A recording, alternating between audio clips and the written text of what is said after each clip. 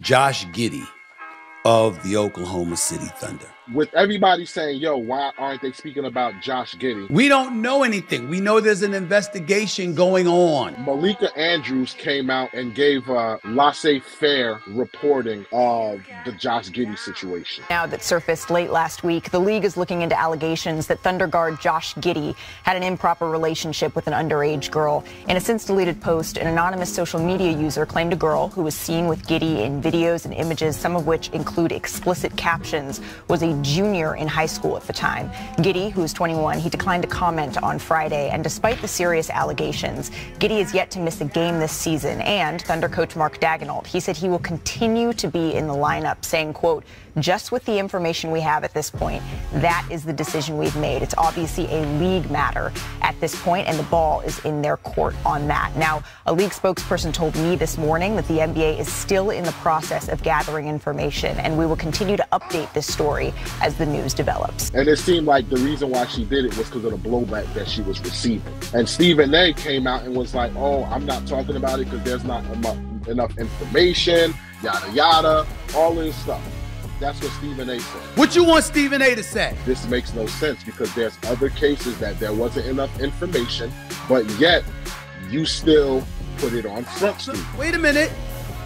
Wait a minute. With that being said, it prompts Stephen A to come out with another video where he was actually defending Malika Andrews and himself, so to speak. You want me to act like I was with him? So he started talking about, you know, the legalities of the situation and why they can't speak on it, all of this. But here's that clip of what Stephen A said. Now, for those of you who may not know, she's been getting some major heat for ignoring the situation involving or surrounding NBA player Josh Giddey of the Oklahoma City Thunder and the accusations of him having an inappropriate relationship with an underage girl. If this was a brother! Without trying to get too involved in it, I feel compelled to get involved because I think that a lot of people are missing the issue involving Josh Giddey to begin with. A league spokesperson told me this morning that the NBA is still in the process of gathering information, and we will continue to update this story as the news develops. We don't know the facts. The problem is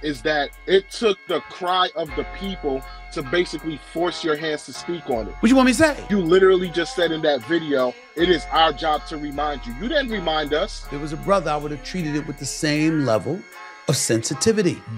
We're hearing all this from social media and people that are doing their own investigation. We're not hearing this on ESPN or the major sports networks. Because you could get sued, idiots. And I understand he's like, yo, we work with a business entity, so we can't do whatever. Okay. And because we don't know the facts and we represent a network, we have to make sure I's are dotted and T's are crossed before we provide commentary to that. Don't you have your own show on YouTube? What's wrong with what I'm saying? Has nothing to do with ESPN. I'm not speaking for them.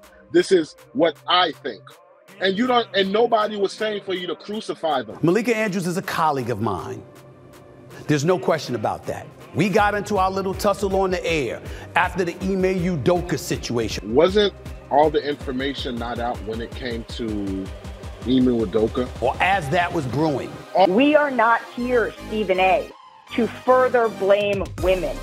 That is not why we are here. First of all, let me be very clear. I don't appreciate where you're going with that.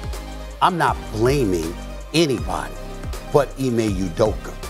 He deserves, the fact of the matter is, I've said he deserved to be fired if they were going to fire him. If you're not going to fire him, then don't fire him. My issue is all of this being publicized. The point that I'm trying to make is just like you're not mentioning. Excuse me. I listened to you. You're the one telling me to stop on my show. It ain't happening. Okay, that's number one. But why are the other people getting left off the hook? Well, that's the problem that I have right now. Everybody got to be held accountable. It is unfair and irresponsible of us to go and to speculate on that, because what we have to... Well, I'm not speculating. Sure. I have the information. I'm not speculating. Thank you for your perspective. All people were saying was, why did you not mention it? The only time you mentioned it was when there was public cry, and it showed how you wasted no time when it comes to a black athlete to point it out But when something happened with the white counterpart, nobody's saying nothing. You just go out there running your damn mouth over something this serious. When the report came out with Kevin Porter Jr. with the Rockets, there's still an investigation going on then. He had no problem saying, if this is true, he needs to be out of the league. Ladies and gentlemen, he should be in jail. He should not only be in jail, Tillman Fertitta, IMEUDOKA, the new coach, the Fertitta family, it should be announced that he's no longer a member of the Houston Rockets effective immediately. The NBA should adopt the NFL's rule as it pertains to literally prohibiting you from participating, wearing an NBA uniform, being inside an NBA arena, playing on an NBA basketball court until the investigation is complete. I'm a human being and I make mistakes too. So they showed a history of putting in their 2 cents when it comes to stories or whatever the case may be, and it's still being investigated. But we got folks coming at her all the time with death threats and other threats and all of this stuff. Why? Why? Let's talk about Brandon Miller for a second. I wish this brother nothing but the best. He can play, by the way. Was a star at Alabama last year. No problem with that. He was the #2 overall pick on draft night. In the National Basketball Association, he was going to be the #2 pick of the Charlotte Hornets. His name did surface in court testimony involving a case where his former teammate and another man, they've been indicted for capital murder. The city of Charlotte is considered the Bible Belt. What was his crime? There was no crime. Brett Favre allegedly stealing funds from Mississippi or whatever, allegedly. Nobody says, swept under the rug. That's the main problem that the people are having. And this is why the last video that we did, I literally said, this chick is a coon. I respect you, my brother, but that was a bit extreme. That's what the general population is seeing, and they're calling it out. That's my thoughts on it. What's your thoughts, brother? I mean, what you just said kind of changed my thoughts a little bit, but I understood what he was saying, and you serious? Maybe I was being manipulated, but I was like, oh, maybe they have to handle it like that as far as journalists, because something he said was, when Brandon Miller showed up in South Carolina, you'd have thought he was Hillary Clinton. They were screaming, lock him up, lock him up, lock him up. How in God's name does Malika Andrews not ask that question on draft night? She had to. How about no, Scott, okay? I'm telling you, me or any other reporter. All right, zip it. That was in that situation. Zip. Has an obligation to ask a team, an NBA official, or somebody about that question. Zip it. She has to ask this. As a journalist, it's not saying I agree with what I'm asking, but I need to ask these questions so there's stories that can be made. If she hadn't asked that question, the bosses would have been wondering why she had that job. My only issue is you don't have to ask certain things that go against what you stand for. Like, if you don't stand for anything, you, like they say, you're gonna fall for everything. So I have an issue there, but if that's the job they want, if that's what they're aspiring to be, to feed their families, hey, do what you gotta do, say what you gotta say. You don't have to be real. Like, you could be fake, but accept my co-host calling you a coon. Accept it. I am the king. Accept all the backlash you get. Accept it. Like I said what I said about Josh Giddey, and there was a reason I was saying, and I'm going to accept all of the hate I get. That's, you know what I mean? I'm not going to sit here and cry like he do cry.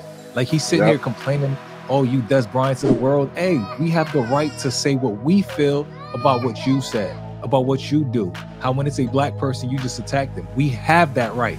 That's a right we have. And I feel like even though I understood what he was saying, yes, there's going to be a population that don't like that. You can do it on social media with your troll ass selves. I do agree with what he said to an extent, but at the end of the day, I don't disagree with what any of y'all say, any of us say. I don't disagree with that.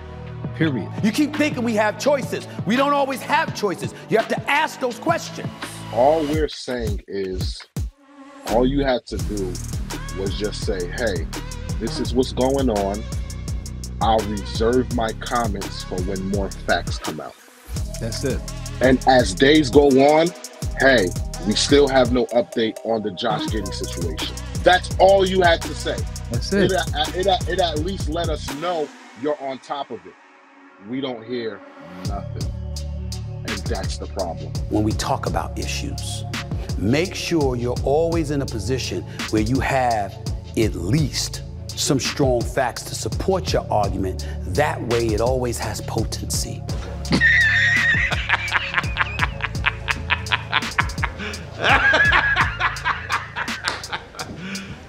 You serious? Hey, that's that locker room talk right there. This was locker room talk. Hey, that's that locker room talk right there. This was locker room talk.